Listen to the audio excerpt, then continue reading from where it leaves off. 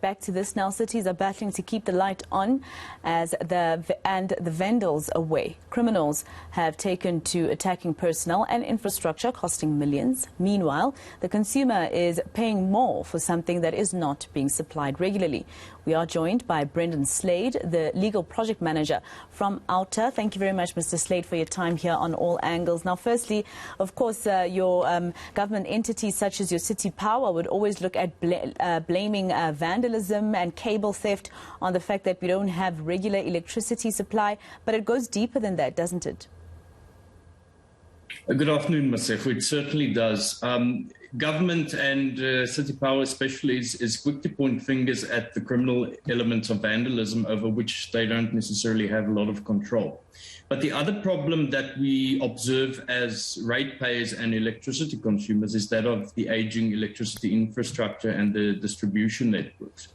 So it is really up to the city of Joburg to properly consult their residents during the IDP process, and then to move towards a point in time where additional power purchase agreements are entered into with independent power producers.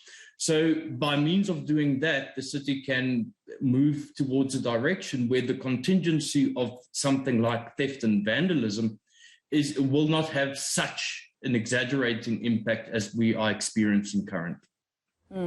There's also, of course, the issue about infrastructure, and they always seem to forget that. And every time they do mention it, they try and make it as if it's not their fault that our infrastructure is still ailing. But let's talk about the question that I posed to a colleague of mine who's covering this, Manqoba Mchunu.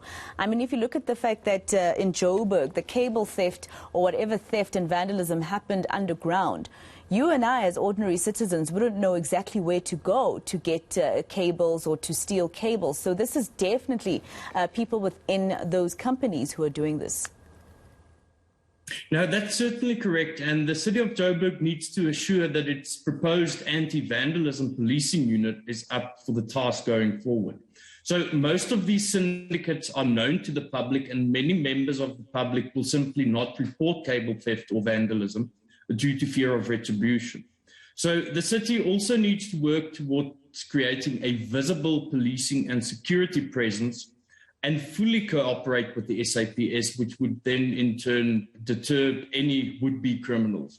So this would not only deter criminals that wish to steal cables or damage infrastructure, but it will also have a very positive impact on other run-of-the-mill street crimes and thuggery as well. So what would be the solution then, Mr. Slade? I mean, we know that we already have an SAPS that is not, fully capacitated to deal with crime in our entire country. These state-owned enterprises usually hire security guards, but over the weekend, those security guards, two of them being killed, they're not really given the resources to be able to fight off the criminals. That's correct. It's all about cooperation between different government departments. So it is one thing to have a specialized policing unit designed to combat vandalism, but it will only be effective if that policing unit conducts proper investigations and fully cooperate with the other law enforcement agency, the SAPS specifically. But on the other hand, the city of Joburg can only do so much. It is then up to the SAPS to pull through with the investigation, and then it's ultimately the NPA's job to prosecute. So Johannesburg residents wish to see arrests and convictions. The observation of sanctions and consequences is ultimately the best deterrence.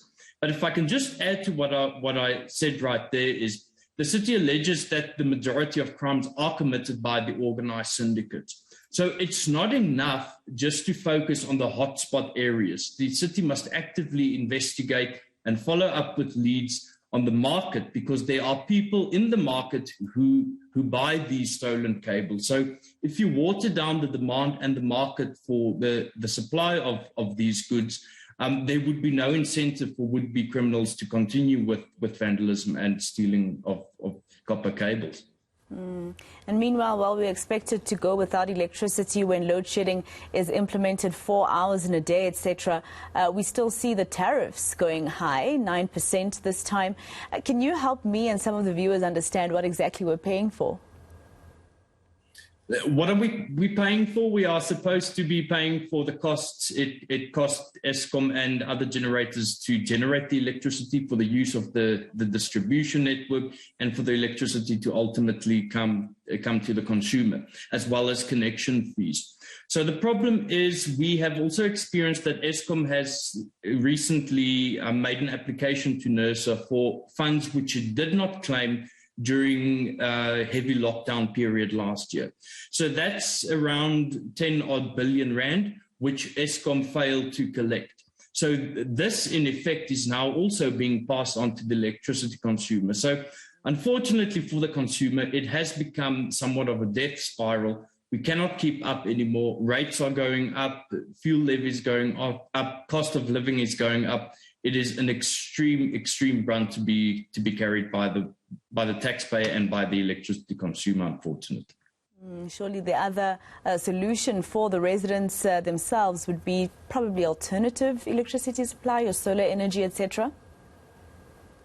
That's correct. Going off-grid is obviously one option, but the paradox we sit with then is Eskom then loses out on that potential revenue from a person that goes off-grid. So that just further escalates the tariffs going forward.